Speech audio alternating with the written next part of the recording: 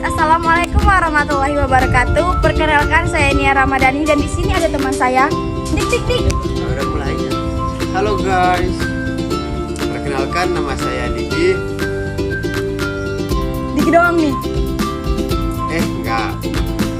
Perkenalkan, nama saya Diki Martin Koto. Nah, bentar ya. Nah, di sini kami akan membahas salah satu isu yang berkaitan dengan propaganda, yaitu isu Yang berjudul tentang tari topeng sebagai alat propaganda politik masyarakat. Selamat menyaksikan.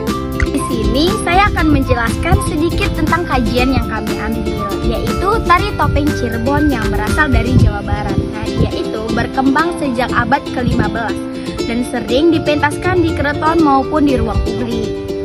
Nah, tari ini tidak hanya sebagai media hiburan, tetapi juga berfungsi sebagai media simbolik untuk menyampaikan pesan politik, legitimasi kekuasaan, serta nilai moral kepada masyarakat. Nah, dia tuh isi utama fenomena ini tuh adalah tari topeng Cirebon erat kaitannya dengan perjalanan politik di kerajaan Cirebon, seperti karakter topeng, misalnya Panji Samba, Rumyang, Tumunggung, Kelana mempresentasikan nilai kekuasaan moral hingga ambisi kekuasaan.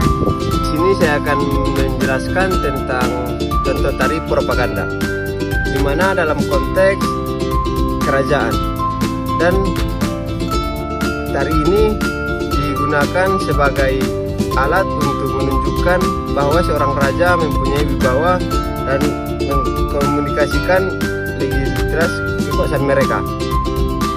Nah, tari ini juga berfungsi sebagai media penyampaian pesan moral, sebagai pesan moral agar rakyatnya dapat patuh pada tatapan politik yang berlaku. Nah, berikut adalah contoh tari propaganda ini, di mana karakter tari topeng ini menggambarkan kesucian dan kebijaksanaan pemimpin ideal. Topeng Panji ini melambangkan nafsu duniawi dan ambisi kekuasaan yang berlebihan. Dan pertunjukan tari ini sering ditampilkan di alun-alun atau keraton untuk menyampaikan pesan-pesan kepada masyarakat luasnya. Dampak positif tari sebagai propaganda yaitu menjadi sarana komunikasi politik yang halus dan mudah dipahami oleh masyarakat. Kedua, menguatkan identitas budaya serta mempererat hubungan rakyat dengan penguasa. Dan dampak negatifnya ialah tari sebagai propaganda, yang dimana berpotensi manipulasi budaya untuk kepentingan politik elit, yang dimana nilai kesenian bisa tersisih karena hanya dijadikan alat legitimasi dan penguasa. Pandangan kelompok kami terhadap tari topeng Cirebon ini awalnya memang erat dengan kepentingan politik kekuasaan, tetapi seiring berjalannya waktu, seiring berjalannya zaman, fungsinya juga meluas menjadi media pendidikan, budaya, kritik sosial, dan ruang ekspresi seniman.